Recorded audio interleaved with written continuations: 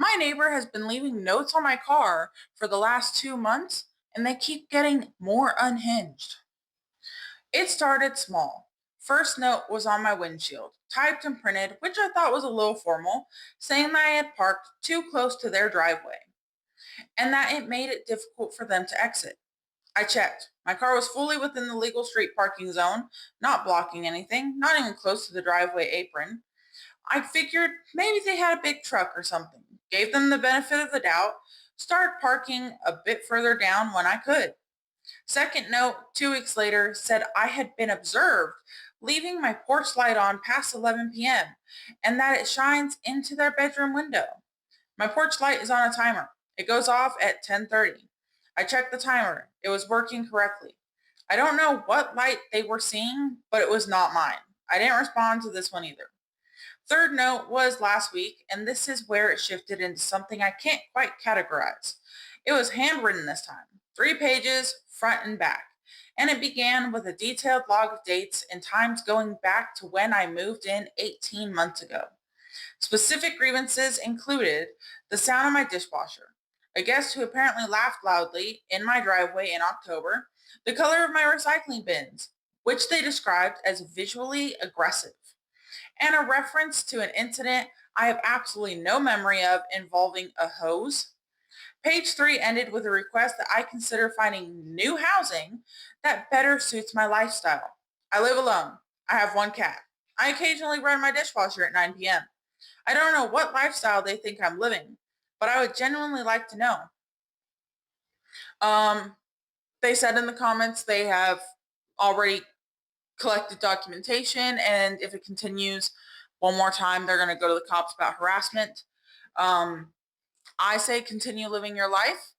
Sound ordinance is at 10, so if you're making freaking noise at 9 o'clock with your dishwasher, too damn bad, right? Um, just keep living your life, and if they continue, just file for harassment because that's harassment at this point. And then prove, my light turns off at 10:30. So this is bullshit. And they'll take your side. Easter cancer has arrived. Mother-in-law could not be more predictable right now. If you look at my post history, you can see we had a big event in our conflict with the in-laws earlier this week. To sum it up, mother-in-law did something untrustworthy and just overall shitty last year. Dear husband called her out. Father-in-law ghosted us for months after he blew up for mother-in-law. His typical enabler behavior. All the while, mother-in-law played all kinds of games trying to paint herself the victim and not apologizing. My dog's tail just freaking wagged and that scared the crap out of me. Just wanting to mention that I jumped. Dear husband stood strong and refused to engage with her until father-in-law started talking again. After he found out she was lying to father-in-law and loving that she had created a new divide between them, the reconnection with father-in-law wasn't great, but it was an attempt and we'll take it for now.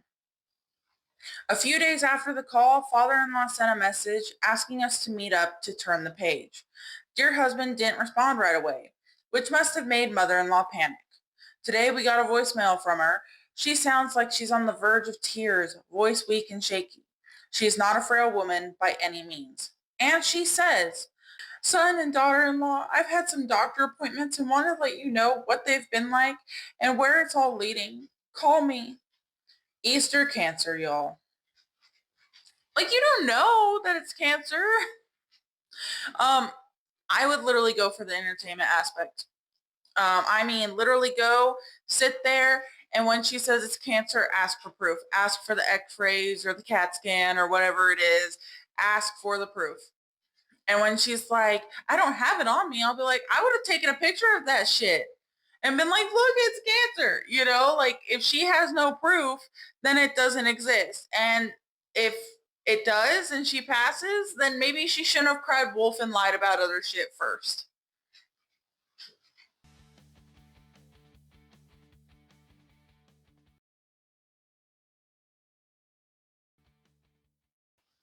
Am I the asshole for remodeling my stepkids' rooms after their mom passed away, since they weren't going to be living with me anyways? I've never been a legal guardian of my stepchildren. They have a father and had a mom. I was just their mom's husband. I never had a problem with this. Their biological father is a bit flaky, but his parents and him always made sure his child support was up to date and that all of his custody time was spent with his family. The kids were always polite to me, and I tried my best to be an adult they could come to with their problems. My wife died last year. It was an illness that came out of nowhere, and she was gone before we knew it. We had two young children of our own, and now I was a single dad. My in-laws stepped up to help me with our children and hers. They established grandparents' rights and got visitation. Their dad got full custody. My two stepkids moved in with their paternal grandparents since their dad lives in a bachelor loft. My house has 6 bedrooms since we finished the basement, so I could move my office down there. So the breakdown used to be us in the master suite, our kids in one room, and the stepkids each had a room. Then I had an office in the basement and a playroom that we converted to a guest room when needed. Once the stepkids moved out, I started thinking about the future. I left everything alone for 3 months. I didn't want to rush into anything, and I wanted them to be able to come home if they needed. They never did. I called their dad and asked him to please pick up all their stuff so I could clean up and paint the rooms. That whole side of the family went nuts. They accused me of trying to get rid of them and erase them from their home. I do not have any sort of legal rights over those kids. God forbid they get hurt or something. I cannot legally make any decisions for them. All I want is to have a room for each of my kids on the same floor as me and move my office back upstairs. I offered to turn both basement rooms into guest rooms they could stay in if they wanted to stay over when they were visiting their half siblings. That wasn't accepted. I need to leave their rooms alone. I boxed up their stuff and put it in boxes downstairs. I painted the rooms and each of my kids got their own room upstairs. Their dad still hasn't picked up their stuff, but has called me names for the things I did. I don't even know how he knows since the stepkids have not been here since the funeral. Am I the asshole for prioritizing my children over my stepkids and remodeling my home to exclude them? I don't think you're excluding them. I think it's just you need to bring your kids closer to you upstairs for safety reasons, obviously. And then they're not going to be able to stay more than a couple nights at your house anyway. It's not like you have custody, like you said. So you're literally just setting up the kids you and her had yourself that you have custody over and then offer to have a guest room for the other kids to come spend nights with their half siblings and stuff. And everybody's throwing a fit. Their own dad doesn't even have enough space for them. They have no room to talk, and you need to throw that back in their face.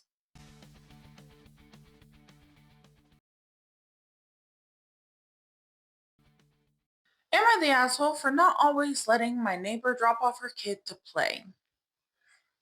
My neighbor has a daughter around the same age of my oldest. Her daughter and my daughter play pretty good together. Over the past few months, the neighbor has started texting me if she can bring the daughter over to my house because she is super busy with stuff. Most of the time, I have said yes. But as we get into spring, my real estate business is busy. My husband works a 2 to 11 p.m. shift. So any real estate work I have after 2, my two children have to come with to do, as I really don't have childcare. My children also go to bed right at 8 every night, which this neighbor knows and always will say, I know the kids go to bed early, so she won't be there late. The last 2 times she came a little before 8 to get her, but then talked till 9. So last week she reached out and said, could her child come over and play? I said my day is kind of crazy. I have to bring the kids with me to show 3 houses. No text asking if she could help. Around 6:45 I got done and she texted basically still trying to bring her kid over. And I said, I'm sorry, I'm exhausted and still have to cook dinner and do baths. Now before 9 a.m. today, she texted asking if her kid can come over and play. She has stuff to do. I have 2 clients today, one an hour away that I have to take the kids with me to, and I'm hosting 20 people for Easter brunch tomorrow. How can someone think their time is more valuable than another's? She don't care about your time, and it sounds more like she just wants time to herself. Maybe she's probably not even busy going out and doing work. She's probably going out and hanging out with friends or some shit because literally you said no one day and then the very next day she's like, "Oh, can you watch my kid?" Like, were you not able to get your shit done before? It sounds like she needs a babysitter and she needs to actually cough up the money. If she can't take care of it, where's the dad?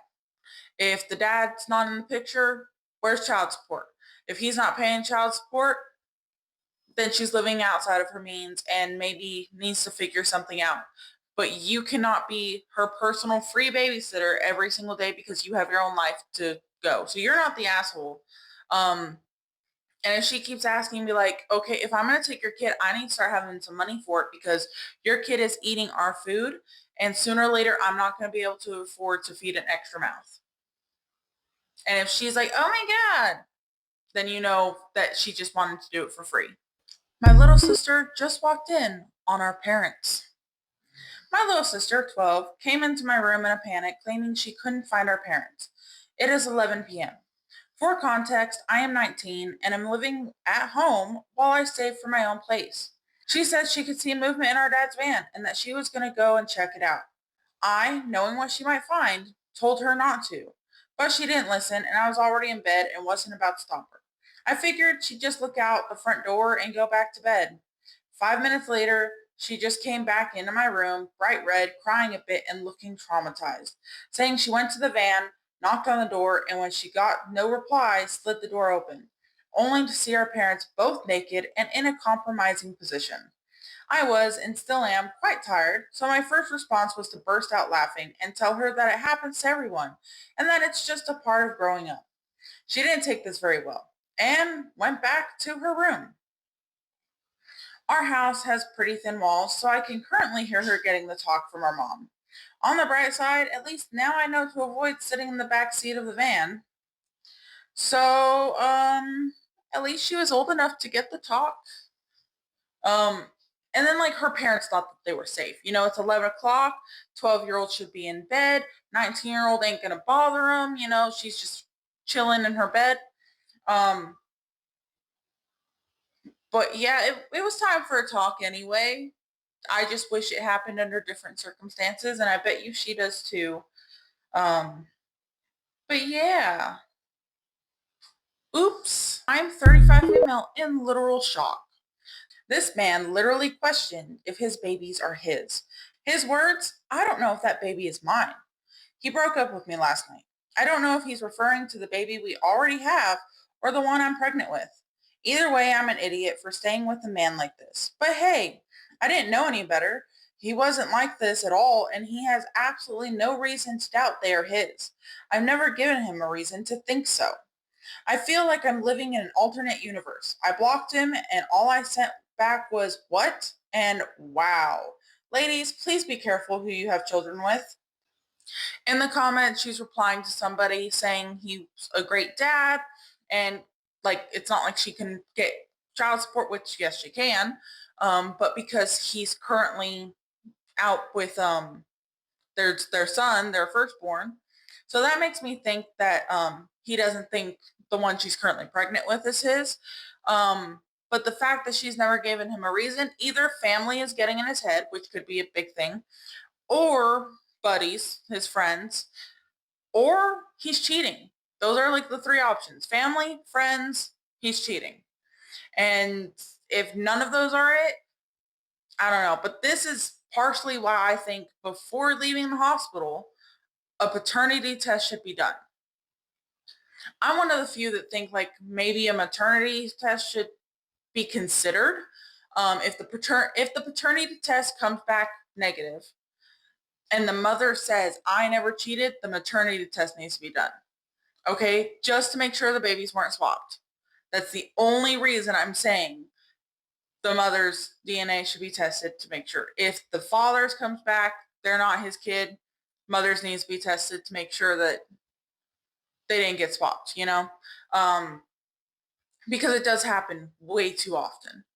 But like I said, family, friends, he's cheating. One of the three. But I still say try to go after him for child support because just taking out your kids once or twice a week don't count. Am I the asshole for getting mad at my mom for stealing my money? So I, 15 female, have noticed recently that my money in both my savings and spending bank account have been going missing these past couple of weeks. For example, I put $50 in my spending account and then the next day it's at $10. I started to get worried that someone was stealing my money, so I went to my dad so he can see what's wrong.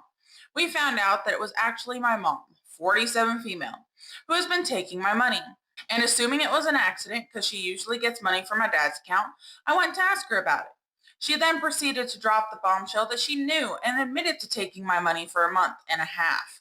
I got mad because, one, I've been saving for a PS5, which she knew, by the way, and because she didn't ask before taking my money and didn't even tell me about it. I accused her of stealing my money, and she then got mad at me for being mad because she didn't steal money and was going to give me the money back, and that I should have just asked her about my account problems. I told her that she should have asked me because it's my money and then left. She's been quiet to me since then, and maybe I was a bit harsh, but I am still pissed because I had like over $200 in my account and now it's like 10. Edit, just adding this actually isn't the first time this happened. Before I even got an account and card, I gave my mom money so she could buy stuff online for me. I gave her like over $100 worth of stuff that I asked her to buy, and then asked her if she bought, and she said no, and that she will. She never bought any of the stuff, by the way, and continues to deny that she doesn't owe me any money for this. So, sounds like you need to get mom off the account and only have dad on there, because it sounds like dad's the only one that's actually going to give a shit. Um, because that they're going to say because you're her kid, it's not theft because she's on the account. But it sounds like you need to get her taken off and it be just you and dad at this point. That's awful. I would never take money from my kids like that. Like, especially not without asking. That's awful. If you want them to pay rent, then you might as well just tell them. But I don't think any child should pay rent as long as they're in school, for sure. So this is disgusting behavior, and the dad needs to stand up for you, for one. And then for two, again, get the dad on the account and take mom off. Am I overreacting? Husband wants to play golf on our child's birthday. My daughter's second birthday falls on a Saturday this year. My husband's family does a golf tournament every year. This year, they scheduled it on my daughter's birthday. Since her birthday is on a Saturday, I wanted to take a day trip and go to a huge zoo that is about 2 hours away. He said there is no reason why we have to do that on her birthday and can just do that a different day. I told him I found it extremely selfish and sad that he wants to miss his daughter's birthday to play golf. Because let's be honest, it's not just the 18 holes. There is then a dinner, and he will come home either extremely tipsy or completely drunk and pass out on the couch. He says that it's not selfish because he plays in this tournament every year, so he should get to do it this year too. I said that since he plays in it every year, it shouldn't be a big deal to miss 1 year. He feels there is no need to spend the whole day with our child on their birthday, if you are also doing a party on a different day. That just being at the party is enough. I think that is complete bull and makes me question how much he really wants to be there for his children.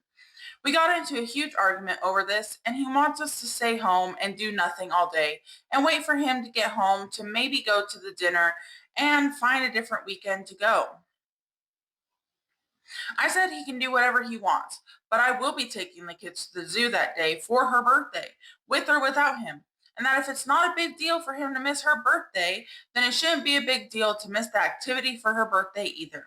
Now he's stomping around saying he will just go do whatever I want, so he doesn't have to deal with me bitching. Is it a big deal to play golf and therefore not see your child on their birthday, or am I overreacting? Further in the comments, she mentioned that this is a family scheduled one. It's not like they're in a tournament with like other people.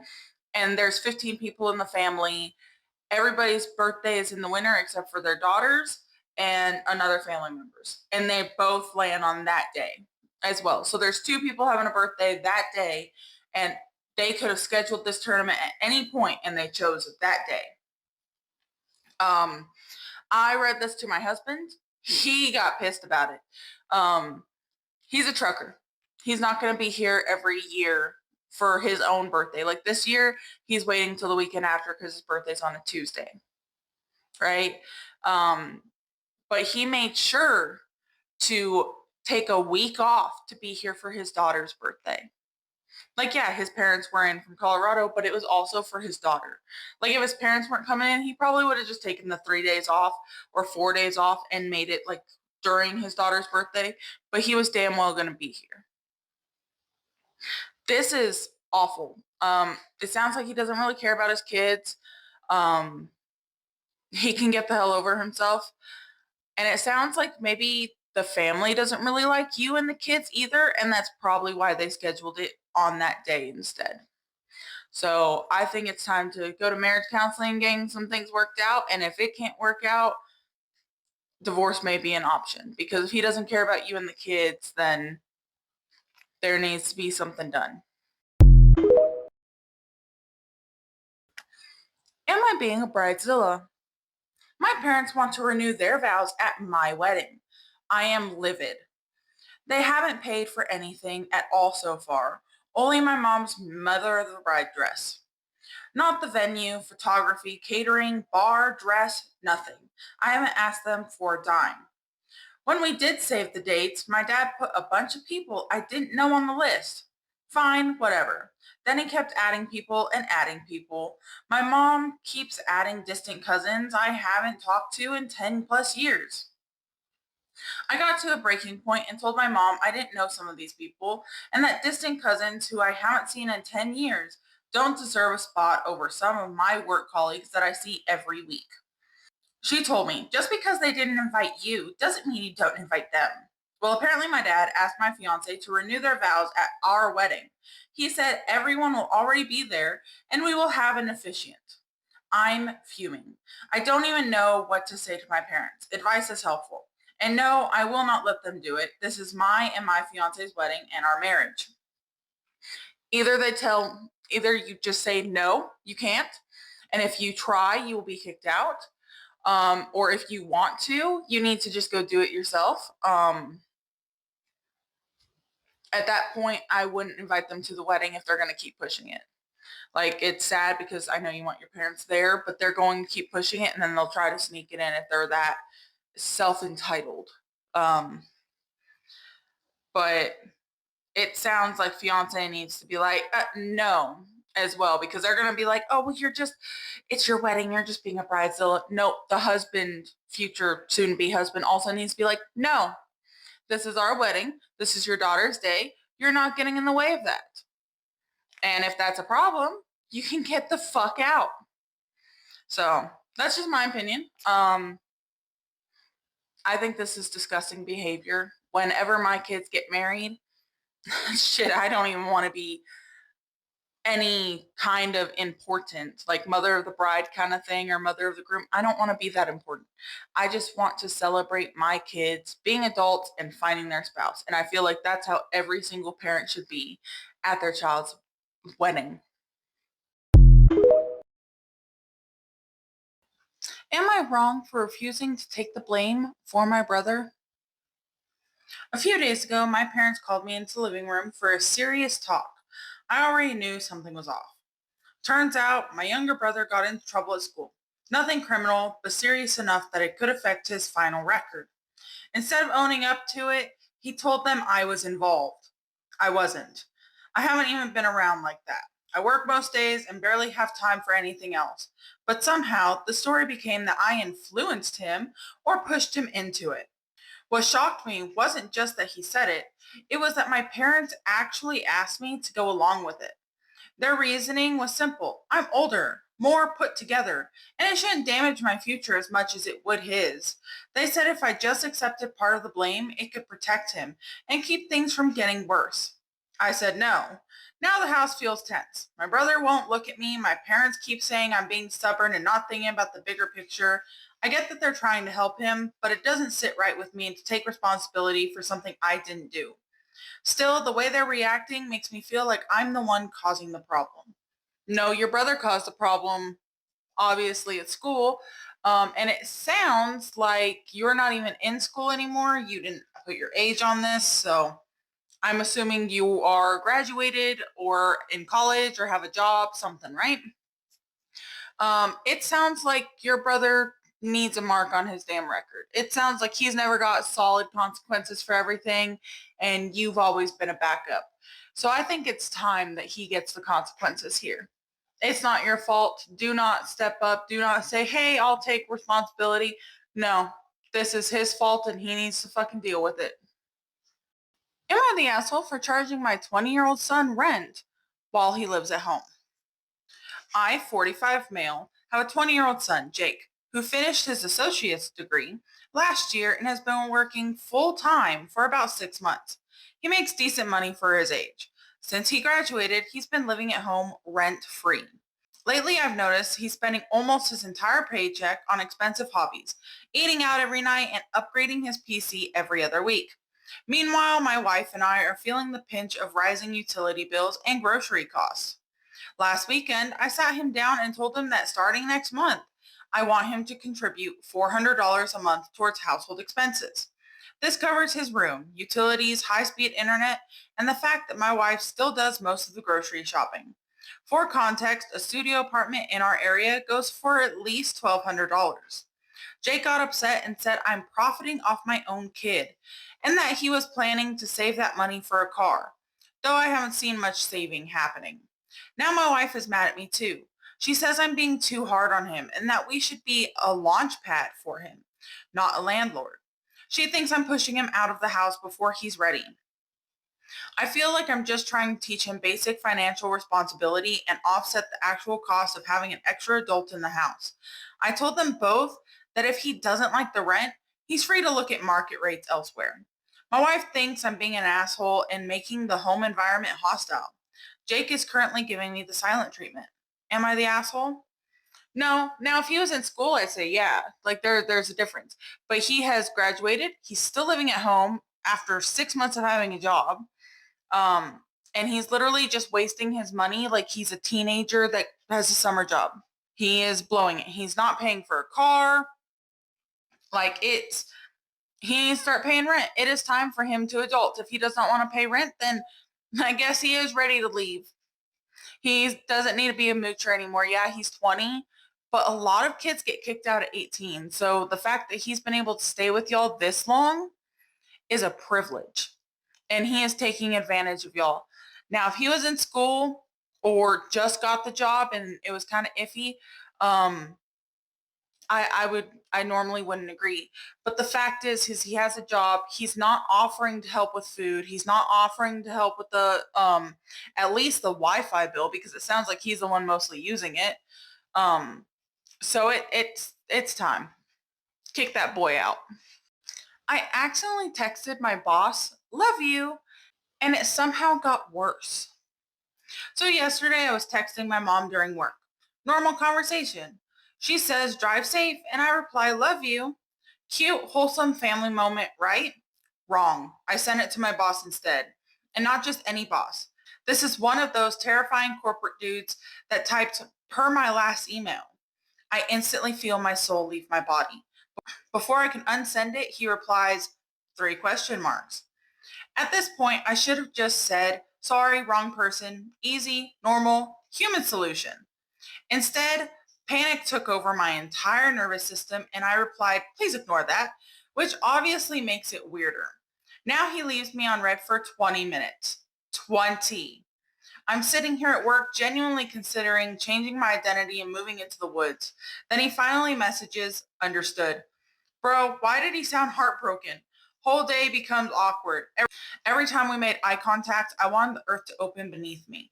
Then right before leaving work, he walks past my desk and goes, drive safe. I have never recovered mentally.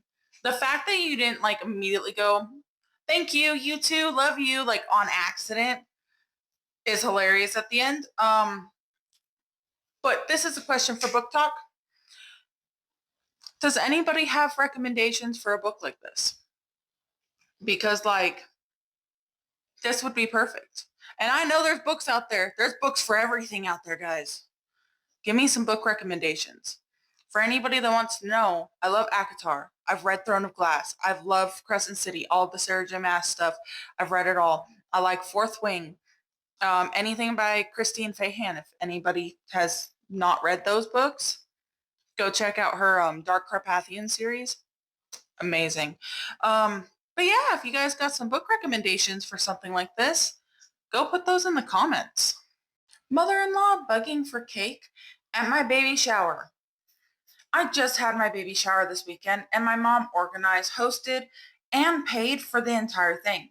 My in-laws did not ask if there was anything they could help with and showed up with my brother-in-law even though my mom had a limited guest list, all ladies, and the invite was just for the two of them. My mom was handling the games when my mother-in-law kept asking my husband when we were going to cut the cake. There were other desserts and pastries available to grab, and I just wanted to let my mom do things on her own schedule since she threw the whole thing together. My mother-in-law asked my husband about 4 times, even though he gave her some pastries, and at that point, I just told him to ask my mom because I was over it. My mom tells him it's fine, and so he proceeds to just cut his mom a slice, which led to several guests getting up and helping themselves to cake. It was very unorganized and it gave me anxiety, so I had to step in and start cutting cake for everyone. Then he later tells me that my mother-in-law only had like a single bite of cake. It made me very angry and I'm still upset about it. Then my in-laws left without saying goodbye to anyone, not even me or my parents. I'm sort of pissed about it and now I don't want to go see her for Mother's Day. But I don't know if my anger is valid or just driven by pregnancy hormones and rage. I say it's valid. It sounds like she was just there for the cake. And if I'm right, that means that the cake might have said the gender. I don't know. But she didn't seem happy about it. She wasted a piece of cake. She's just being entitled and rude, and I wouldn't go see her either. This Mother's Day should be about you as a first-time mom. This is your first Mother's Day. This Mother's Day should absolutely be about you. Like, yeah, wish her a happy Mother's Day, wish your mom happy Mother's Day. But the rest of the day, you're going out to eat with your husband. Um, you're having a day at home where you can just relax or something like that. It is your first Mother's Day. Go enjoy it. When do you call animal control? I live in an apartment complex that has 1 and 2 bedroom apartments. I live in a 2 bedroom and it is pretty small, about 820 square feet. I'm on the first floor. At the end of last year, some new neighbors moved in above me, and they are loud and obnoxious at all hours of the day and night. Well, a few weeks ago, they got a dog. I know about the dog because I can hear it whining and scratching for hours a day. I can hear that it's stuck in one spot in the back of the apartment, so either in a cage or locked in one room. It definitely seems like it's in a cage. It's not a small dog. It looks like a pit bull type breed. And when they get home and finally let the dog out around 7 p.m., they only let it out on the balcony to go to the bathroom. So it's a young, medium, large breed dog that's stuck in a cage all day, and then they don't even bring it out for a walk. They just let it out onto the balcony. The poor thing whines and cries all day long. I haven't had a dog since I was young, and we didn't use a crate, so I really don't know how crate training works. I don't want to call to be petty because I can't stand them. I want to call to help this poor animal. Start recording audio of the dog scratching and whining from your apartment. And then try to get a video of it just on the balcony whenever they let it out, like, hey, like a video like, hey, it's 7 p.m. and here's the dog kind of thing.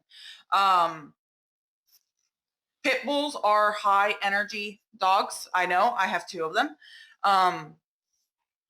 You might hear the snoring of one. He's asleep over there. But they are very high energy. They need to be let out multiple times a day. Crate training is literally like when you're not home and when you go to bed. Like that's pretty much all crate training should be. They should be out if you're home.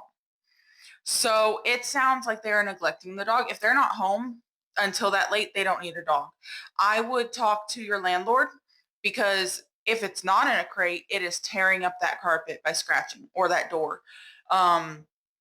So I would tell your landlord, call animal control and see what your landlord wants to do next because that dog is being neglected for sure, which is a form of abuse. They may not be beating it, but it is not getting the exercise and everything that needs, which can cause health issues. So go ahead and call now or wait like 2 more days and get the evidence of it. So if the neighbors try to sue you or anything saying you called animal control, meh, meh, meh, meh, meh, meh, meh, you got proof against the bullshit that they're trying to say. My mother-in-law took the baby from my arms without a word. My baby girl is 1 month old today, and on this occasion, we invited the grandparents for a bit of cake. I was holding the baby in my arms, like a cradle hold, and my mother-in-law walking past me just scooped the baby from me without asking, without even saying a word, in one quick swoop motion. She caught me totally off guard, and I didn't have a second to react, nor do I know how. I am really bad at confrontation, and in any social situation for that matter. What's a polite way to tell her to back the fuck off in such a case? Update, I got a lot of support here and really great advice with exact phrases and actions to do. Thank you all so much. My husband said he'll talk to her.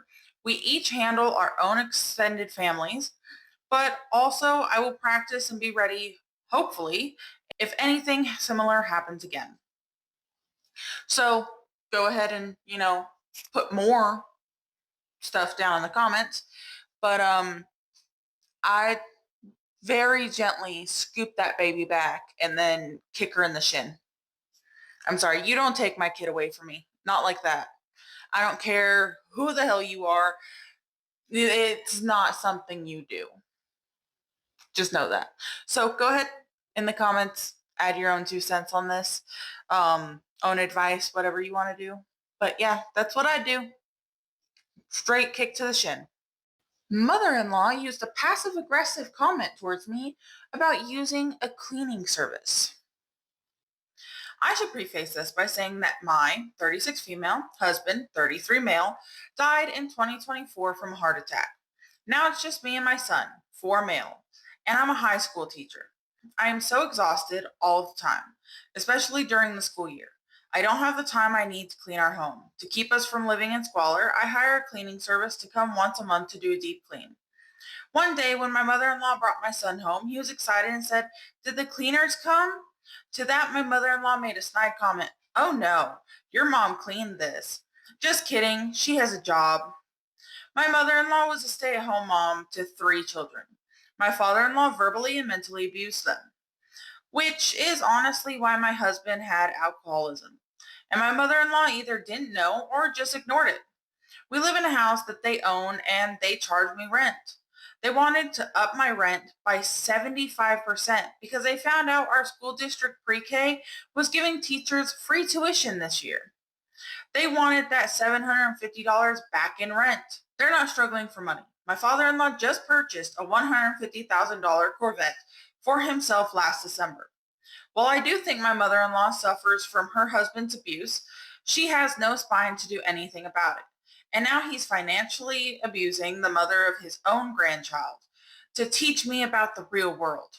Sir, the real world slapped me in the face when my husband died. I hate living under their roof. I hate that they control everything. But I do need my mother-in-law for childcare. I'm just stuck in this dumb limbo of assholes. I'm saving up for a house with my husband's life insurance. It wasn't much, but it helps. And since it will probably be the only house I ever purchase, I'm trying to find a good neighborhood with a home I actually like. I hate this life. I hate my mother-in-law and my father-in-law. I thought they would be more kind after their son died, but it's just gotten so much worse.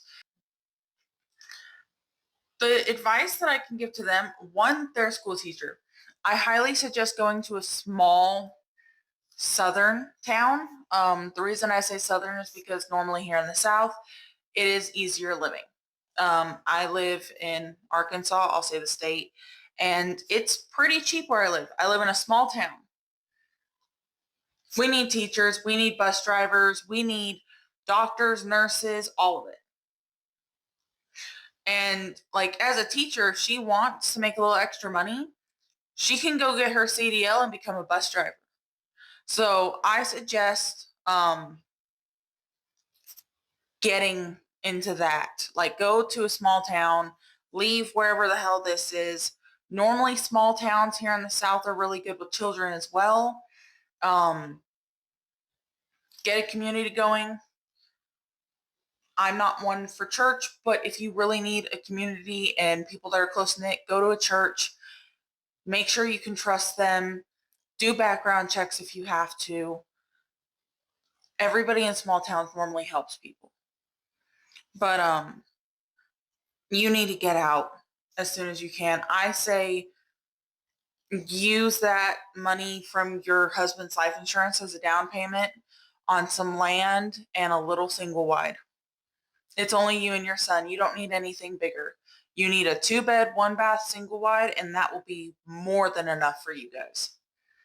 And you could easily get that for like 100,000 out here. So that's just my opinion. Yeah, jobs suck, but as a teacher, during the summer, you can do nursing school and then work your way up getting better pay. That's just my 2 cents. I wish the best for you. I'm sorry for your loss. And your in laws are complete assholes. Parked in front of someone's house. I'm visiting a friend in Florida and parked temporarily on the street in front of someone's home as I waited for my friend to come out. I chose a shaded part of the street because there was a large tree to cool off my car from the 90-degree heat. After 3 minutes, a woman came out from the home, and I assumed she was going to tell me not to park on the public street in front of her home. She tapped on the passenger window, and I turned the car back on to roll down the window. And before she could say anything, I said, "Thanks for letting me park here while I wait for my friend to come out. You have a beautiful tree, and I wanted to have some shade while I wait." She said, "You know what? You need to turn off your car. You're just sitting here and polluting the air." I guess I predicted her complaint wrong, but after the attitude, well, firstly, I had to turn the car on to roll the window down for you coming over here. Secondly, it's a hybrid car, so there's no emissions, even if I were idling.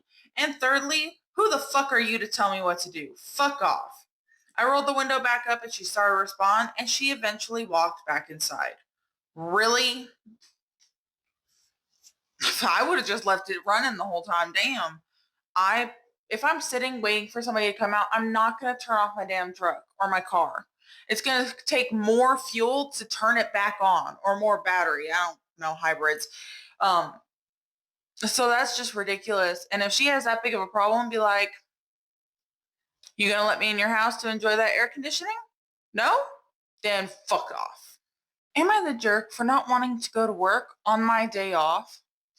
Long story short, I, 23 female, was supposed to work yesterday in a closing shift. But I went to a doctor, chiropractor, to check on my back and knees because they've been hurting like hell. Over there, they x-rayed me and checked on me and other stuff, where I was told I have scoliosis and something forming on both knees because I have flat feet. I don't remember the words well. They told me I needed to rest up my body well, so I told my boss, and she said it was okay. Fast forward today, I got a text from my boss asking if I can come in today, since I couldn't come to work yesterday. I am ashamed to say I lied and said I wasn't in the area, that I was at my grandparents' house because they were taking care of me. I asked mom if she thinks I did right by lying and saying because I wanted to rest my body. Well, since my knees and feet still really hurt, and she said that I should have at least went in the afternoon a short while so I could get the money at least. Then I asked my boyfriend and he said that I did the right thing because I'm respecting my day off and that none of them are going to accompany me to the hospital, much less pay for it, when my back or knees end up hurting badly again. And now I don't know what to think. I feel so guilty for not going. But I also really want to rest from all the double shifts and the drama that's been going on. What do you guys think? If your day off, um, you have a medical reason to stay home, it's literally just guilt because society has told us that if you don't work, it ain't worth it. So I say stay home, be happy, rest. Yeah, you lied to them, but if you had said like, "Yeah, I'm home," they literally would have just like pushed you and pushed you and pushed you until you came in. So I think you did the right thing personally. Um, like your boyfriend said, they're not going to pay for your hospital bill if you go back because everything got worse because you ignored what the doctor said.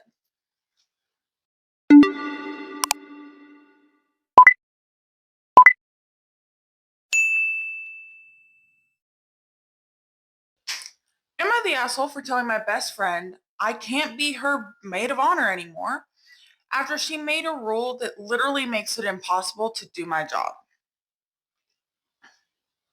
Okay, so this whole thing has spiraled, and I need people outside of my life to tell me if I am losing my mind here. My best friend asked me to be her maid of honor about 4 months ago, and I said yes immediately, because of course I did.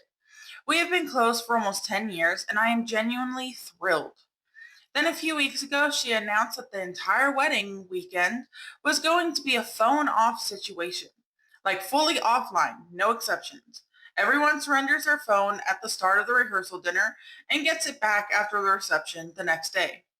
She said she wanted the weekend to feel present and intentional, and she did not want anyone on their screens. I completely understand the vibe she was going for. I do. The problem is, I have a situation at home that requires me to be reachable. My dad had a health event earlier this year, and my mom checks in with me daily, sometimes more often if things are not stable. I am the person they call. I cannot be completely unreachable for over 24 hours without making arrangements that do not currently exist. I explained this to her gently. I said I loved her and I wanted to be there for every moment, but I needed to be reachable, and could we figure something out? Maybe I keep my phone on silent but accessible for genuine emergencies. She said the rule was the rule, and it would not be fair to make exceptions. I said I could not be maid of honor under those circumstances because if something happened at home and I could not be reached, that was not something I could live with. She said I was choosing my phone over her wedding. I said I was choosing my family's safety over a policy about screen time. She told me I was making her feel like she did not matter and that a real best friend would find a way. Things are very bad between us right now. Am I the asshole? I don't think you are. You're setting boundaries in place for your own. Like, my parents are kind of in a bad health area right now. I need to be reachable. And she's kind of being a bit of a bridezilla, but like at the same time, it is her wedding. If she doesn't want people on their phones and she wants them to be present, she is able to kind of put that rule in place. All you can say is, I'll be there for your bridal shower, your bridesmaid party, but bachelorette, that's the word. But I cannot be there for the wedding because I need to be reachable for my parents. I am saying that word wrong, and I know I am, but I'm tired and I don't care enough to fix it. But I don't think you're in the wrong. I think you just say, hey, I'd love to be at the wedding, but my parents need me, and I apologize. That's all you can really say.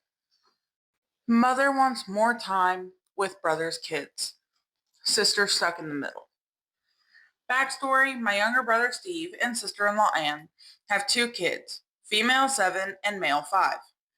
Anne is a stay at home mom, and Steve works at a power plant.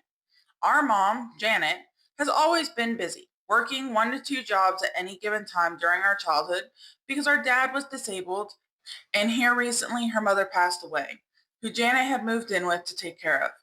In other words, she has been around but often busy.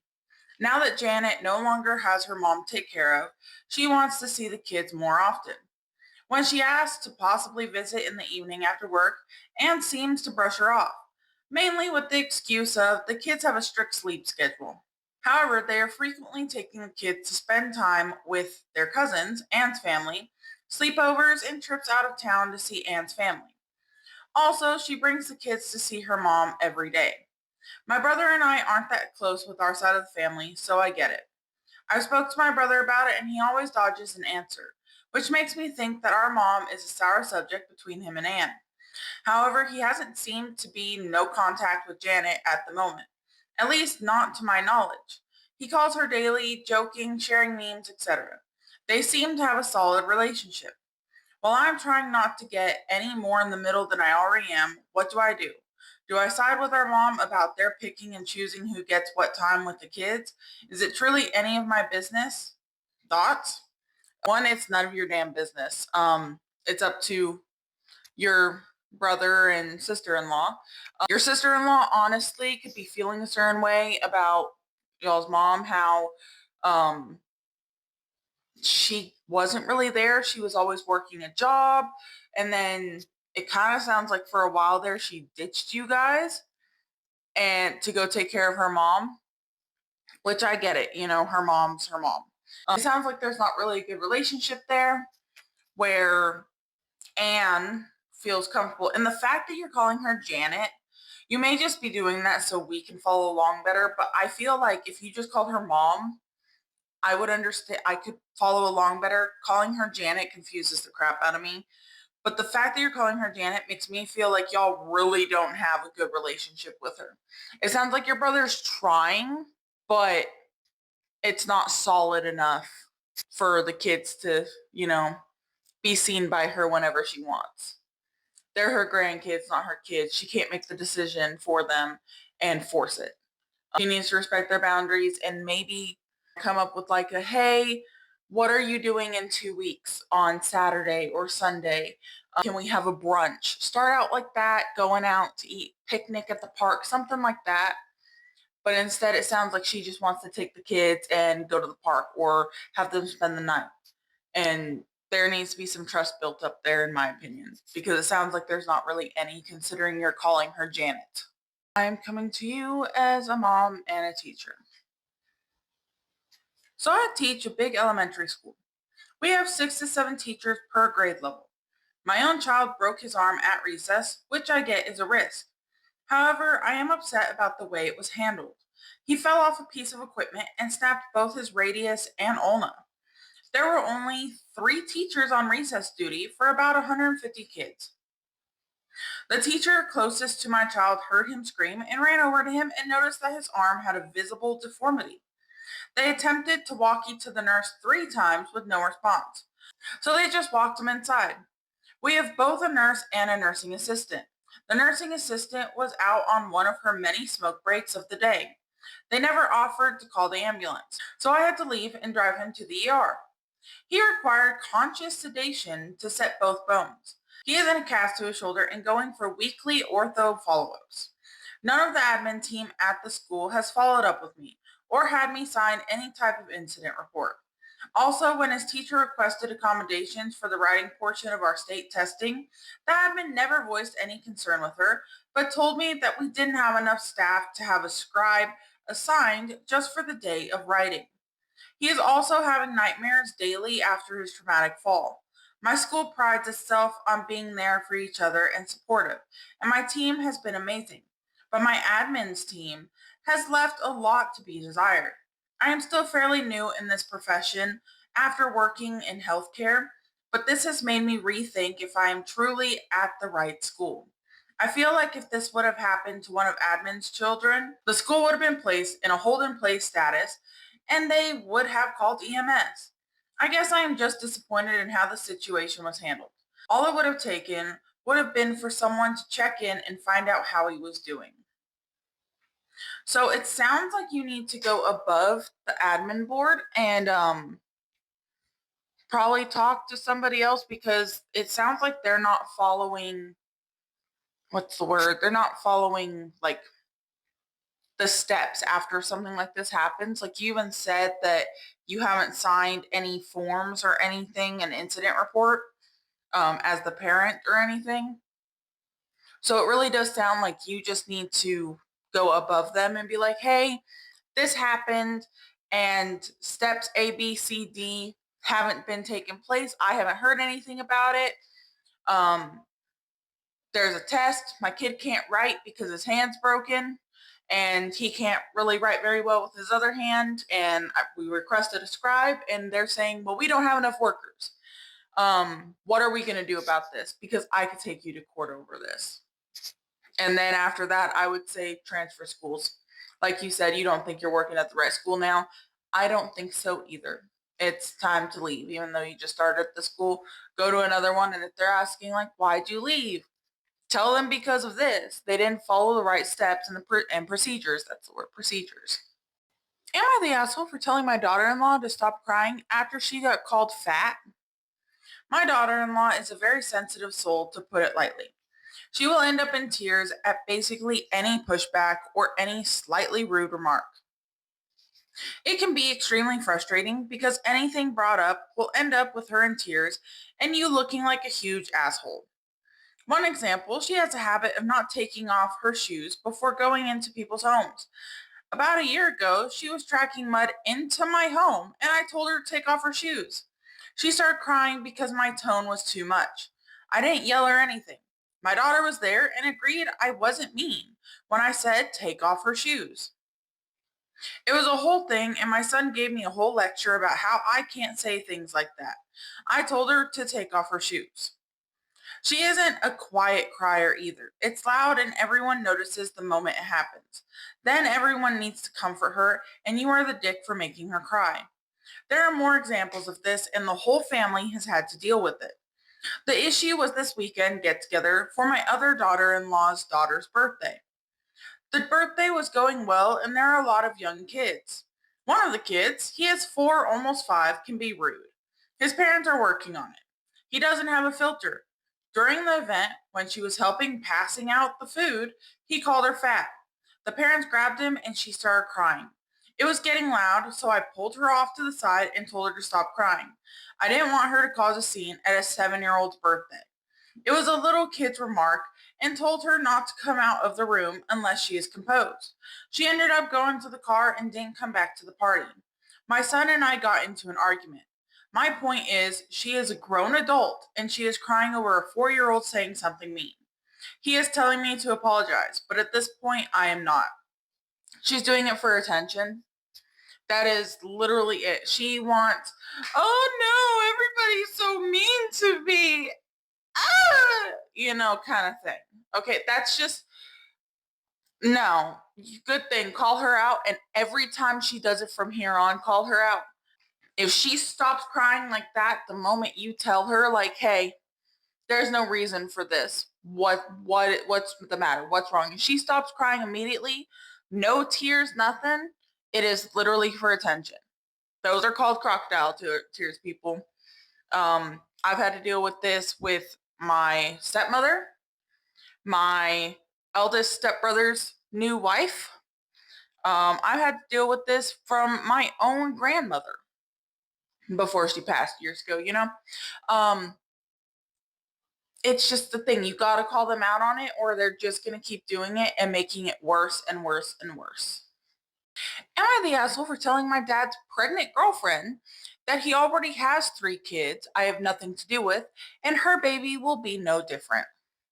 I, 17 male, grew up with my mom.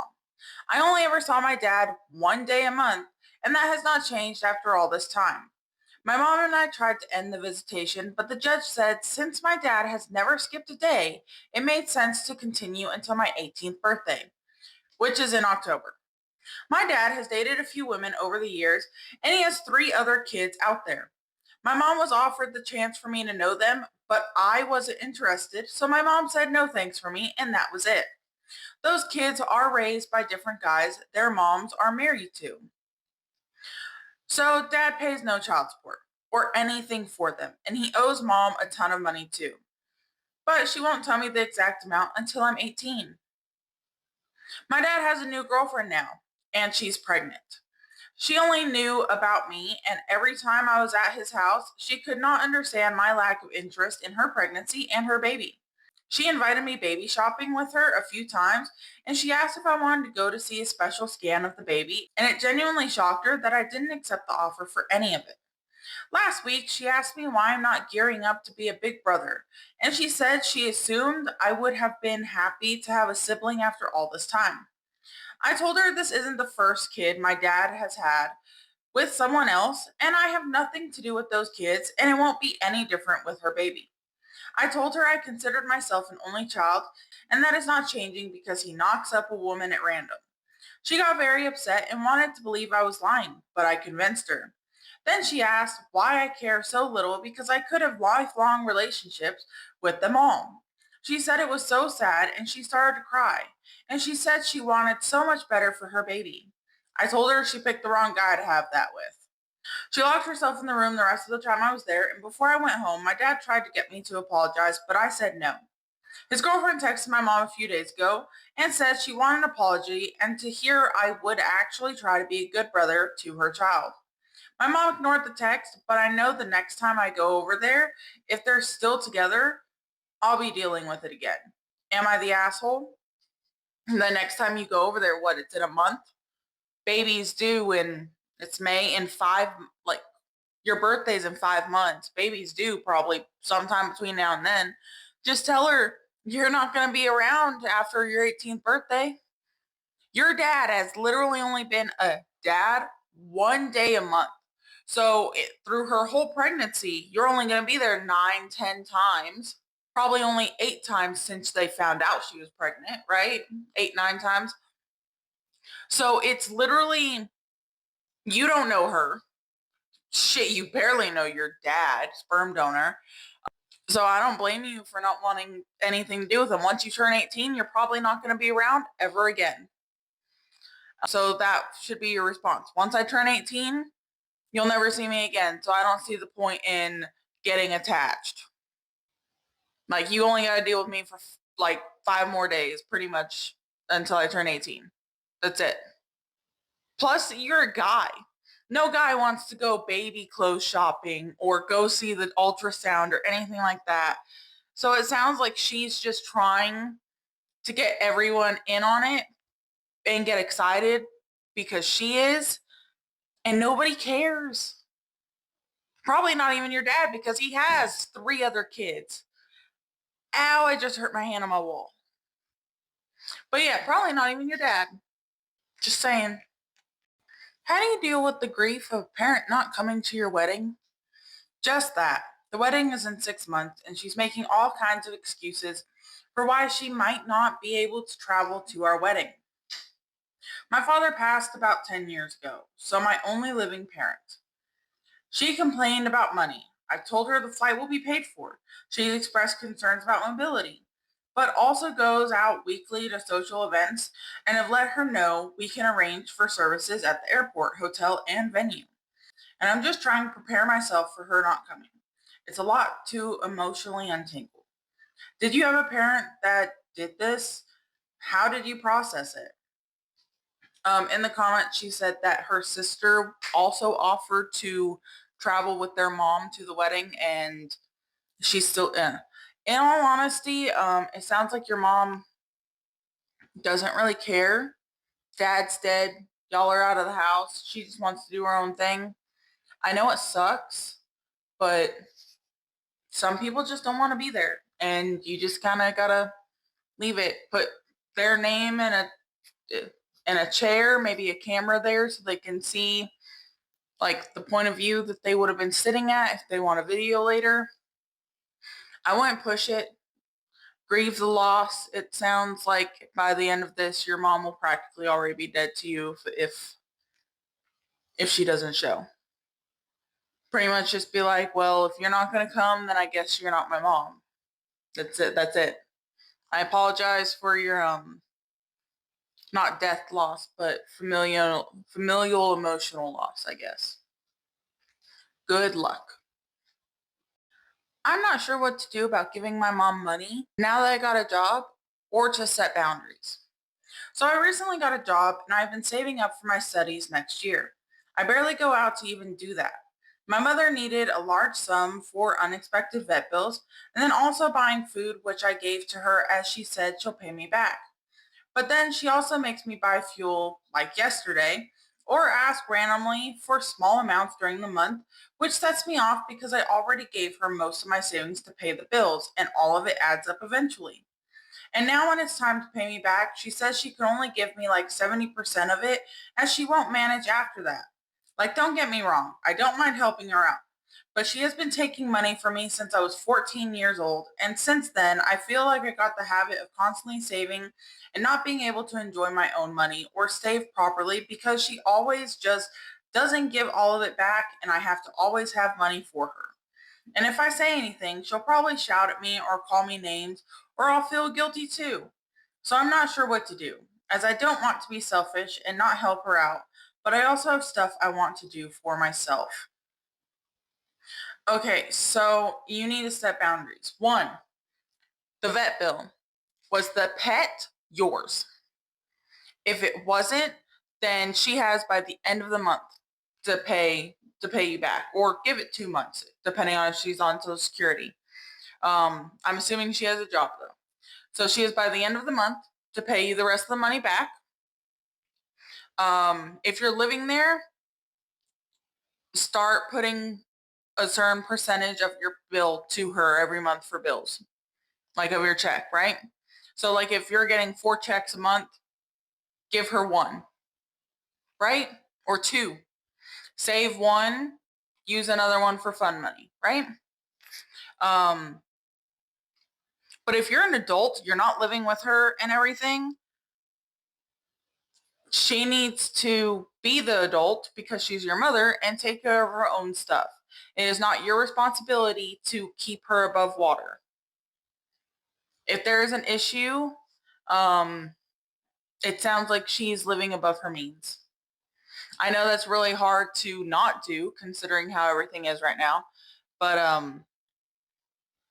if it wasn't your pet, if you're not living there, you should not be paying a damn penny. My boyfriend put something in our daughter's bottle. Am I overreacting? I, 30 female, and my boyfriend, 35 male, have a 5-month-old daughter. The other day, I found my boyfriend feeding her a bottle. This isn't unusual, and he makes bottles for her on a regular basis. I had just woken up from a nap that I desperately needed and checked to see how much she had drunk. I saw a chunk of something in it and asked what it was. I thought maybe it was some formula that just needed to be mixed more. Nope, he said it was steak. Not even a fully cooked steak. Medium rare steak. He said the fat from the steak was beneficial to her growth and development. I freaked. I grabbed the bottle and dumped it down the sink while yelling at him and asked what the hell he was thinking. He said that it was fine and that it was good for her. I had no words. He had to leave for work soon, so I just told him to go. This was about 24 hours ago, and I haven't spoken to him since. Am I overreacting? Absolutely not, but hold on, there's an update. I showed my boyfriend my Am I Overreacting post. Here's his reaction. First, thank you to everyone who commented. I did not think I would get that many replies. Also to anyone who asked, she is totally fine. When he got home from work, apologized for what happened. It was very clear that it was an apology just to get me to talk to him again. So I asked him what he was sorry for. He lackadaisically said he was sorry he put the meat in the bottle and he wouldn't do it again. Then he started defending why he did it and why it wasn't that bad. I tried at first to explain to him why it wasn't okay, why he shouldn't have done it, but he wouldn't listen. At that point, I decided to show him my post and all of the comments because I wasn't getting through to him. He sat there for a couple of minutes, reading all the comments, and then said, I didn't think about that, referring to some digestion comments. He seemed genuinely shocked by everyone's response. He seemed to have some sort of I've seen the light moment. I told him that my biggest concerns were that one, it wasn't fully cooked, and two, he tried to hide it from me. He admitted in a genuine way this time that it was wrong. He won't do it again and that he was so sorry. I gave him a bit of a cold shoulder for the rest of the night, but it seems like he understands that it wasn't a great idea and I don't think he'll do it again. Okay, so my concern is where did he get the idea that it was good for her? Like if she's teething, 9 months, you can give her a chunk for them to gnaw on kind of thing. But this baby is 5 months old. At 5 months, they're not really even supposed to be having any food just yet. Some doctors will say start at 4, but I'm talking like you don't even give them like sauteed baby food. So what made him think like you don't even put like the baby cereal like in the bottle or anything? So what made him think that this was okay? Who told him this was okay? That's what you need to find out. Did his mom say something? Because it sounds like she needs to be corrected too. I'm happy the baby's okay. I would keep an eye on him for a little bit, and there would be some serious marriage therapy or couples therapy going on after this. Um, if you guys have health insurance, see if the health insurance will cover like teledoc or something like that. But yeah, that is insane. I would not be dealing with that. I would have gone off. I don't think you overreacted at all. In all honesty, I don't think you reacted enough. Like I'm just saying he wouldn't have been coming home that night. My boyfriend's mom keeps making little digs at what I wear, and now I find myself dressing down around her. I'm not sure if I'm overthinking this, but my boyfriend's mom has made enough comments about what I wear that it's starting to affect how I feel around her. She'll make little comments like, my children love comfy clothes, not stuff like jeans, as I am sitting there wearing jeans. One time I bought my boyfriend a shirt that he actually loves, and when she saw it, she said, it's different, and laughed. She's also asked me why I'm so dressed up when I was wearing something as basic as a t-shirt and jeans.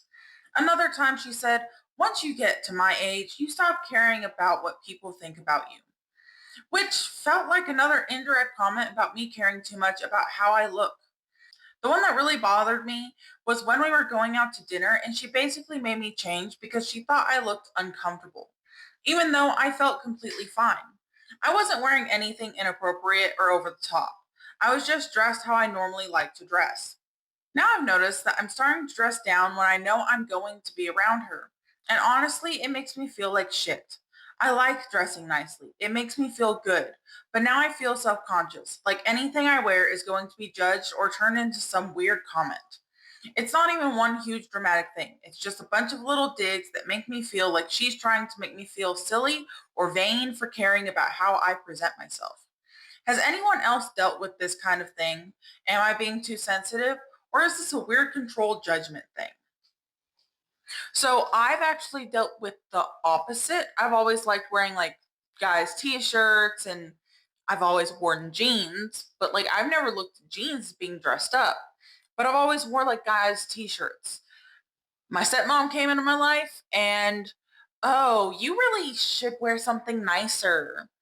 And then like it almost started to feel like she was trying to get me to dress nice all the time. And I'm like, I just want to wear a damn t-shirt, dude. She even tried to get me like more into makeup. I don't wear makeup that often. I would love to get more into it. Like I don't want to do a full face, but like a little something won't hurt. But like if you want to dress up and look nice, then just do it. I don't care what anybody else thinks. Just do it and let everybody else screw off. And if they make a comment, be like, oh, well, I like it. This is just how I like to dress. This is comfortable for me. No big deal. It really sounds like his mom is upset that she is not the nicest dressed person at the group function. I don't know what she wears, but that's just the energy I'm getting is you are outdressing her and she doesn't like it. Dad and his money. So my brother is doing awesome, eating healthy, exercising regularly, mentally good after our dad caused us both CPTSD. He's sober, moved out of our parents' house, ditched his toxic ex, life is looking good. But then our dad sits my brother down and says how disappointed he is because of all these opportunities he's been passing by. Dad wondered why my brother wasn't using my dad's money when it was there for him, after he said not to even think about using his money. Why was he still working for my dad? Tisk tisk. We're both like, what the fuck? Whatever, move on. And now my brother said he got fired from his job. He works for our dad, our millionaire dad. Because get this, he hired a new employee and can't afford to pay my brother anymore. Our millionaire dad with 3 houses, an apartment in Seattle, and enough money to take his girlfriend to see the inauguration live. Sounds like dad was mad y'all didn't need him anymore and then was like, well, you know what? Since you don't need me, you don't need my company, and fired him. I really hope your brother can find another job. I suggest y'all get as far as you can afford to from him because that is manipulative, shitty, and narcissistic behavior. Good luck. If anybody has similar stories, go put them in the comments or send me a message and I can read it on here later. Is getting married and having kids still an achievable goal? Before I read the post, yes. As a woman that is married, has been for going on 6 years this coming September, and has a child, a 1-year-old daughter, it is possible. You got to work hard to afford it, or find a man that is willing to bust his ass to where you can stay home and take care of your kid like my husband is doing. And be grateful for it. Show them appreciation, show them you care. But don't settle for anybody that's not going to treat you the same way. Get it? Okay, now on to the post. I'm in my early 20s, male, and from what I see on social media, TikTok, Reddit, etc., I feel people nowadays are against marriage, the opposite sex, and having a family. I really want to get married and have kids someday. I understand not everyone wants a relationship or kids, whether they prefer being alone or having lifestyle preferences that are incompatible with a spouse or kids. When someone says they don't want this, it makes me feel like I'm wrong for pursuing and wanting it. I start feeling I shouldn't pursue a woman because they all hate this, and women who do want it are like a rare gem. Do people now hate if you prefer a traditional relationship structure? Are people now also against wanting physical attraction in a relationship? I need physical attraction to have romantic feelings. Attraction is what makes me have feelings and makes a relationship romantic and not platonic. Without it, I would feel like roommates who share kids and responsibilities. So yes, if you do not have physical attraction, you guys are literally just roommates that take care of kids together. Um, Now your biggest problem is you're listening to women on TikTok, Reddit, and other social media platforms. Um, they are all currently brainwashed, saying, "Girl boss, yeah, screw your family, screw having kids. You need to go be a girl boss and do better than the man." If that's what you want to do, great. But don't push it on other people, right? I suggest looking honestly in a library for a good woman. Um, Normally in the romanticy section, but other than that, um, just be a gentleman. Don't go on dating sites. Don't go on dating apps. Start going places, doing hobbies that you like to do. And if you see a girl there that's not with another guy, maybe grow a pair and ask her on a date. And at the first date, what you need to say is, "Hey, I'm not here to do a one night stand. I'm not here for a fling. If we continue this, my goal is a future together. And if that does not go along with what you want in life, then it ends here." Right? Set your goals. Tell them what you want from this whole thing in the end. What are your long term goals? And if they're what they want is different than what you want, then that's when you guys are both like, "Then it was great to meet you. I hope we can be friends. Um, I'll see you around." And that's literally it. That's all you got to do. And if a woman doesn't have the same goals, doesn't have the same opinions as you, oh well, just be like, "Great. I hope we can be friends, but I'm going to continue to go look for somebody else. Thank you. Good night." That's it. But it sounds like you really need to get away from wherever you are. If you live in a big city, good luck. If you live, I'll be honest, California, any of the Northeast states, um, you're going to have a real hard time finding a woman that will put a relationship and kids ahead of herself and being a girl boss. I'll say it. But good luck. You're still in your early 20s. Unfortunately, women nowadays haven't been realizing they want that kind of life until they're in like their 30s. So give it time, focus on your career, focus on your hobbies, and if you find a woman, make sure you say, "This is my goal now. I want to get married and I want to have kids, but I want to make sure we're compatible." If you don't want that, then this stops here. If you do want that, then let's go on a few more dates and see if we're compatible. That's just how it needs to be.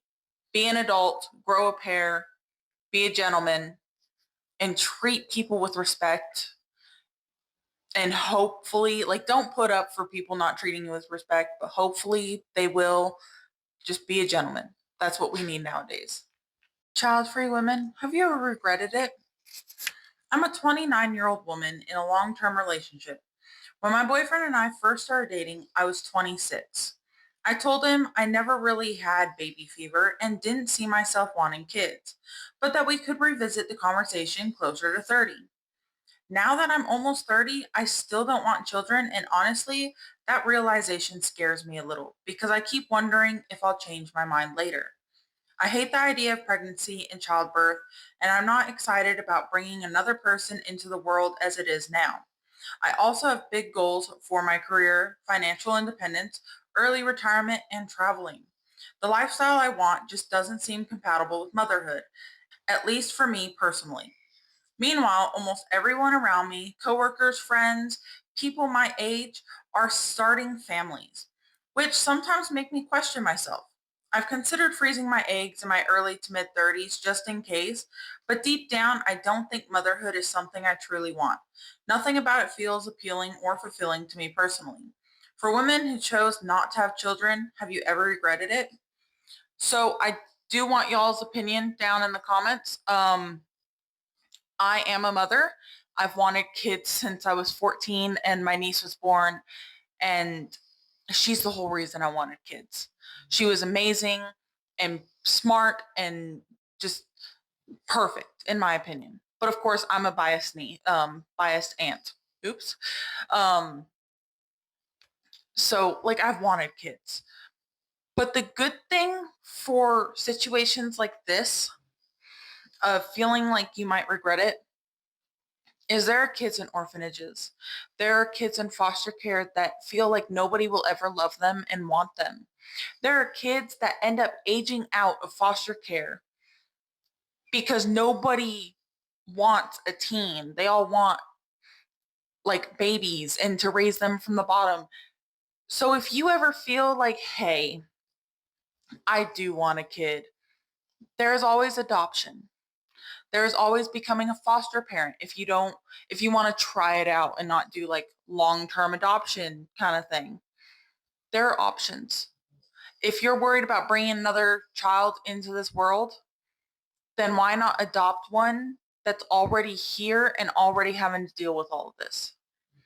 So I don't think anybody really regrets it too much. I have heard a few people say they do, but even if you do later on, there are options other than giving birth to your own kid. You can go adopt one. With my paycheck today, I am $136 negative.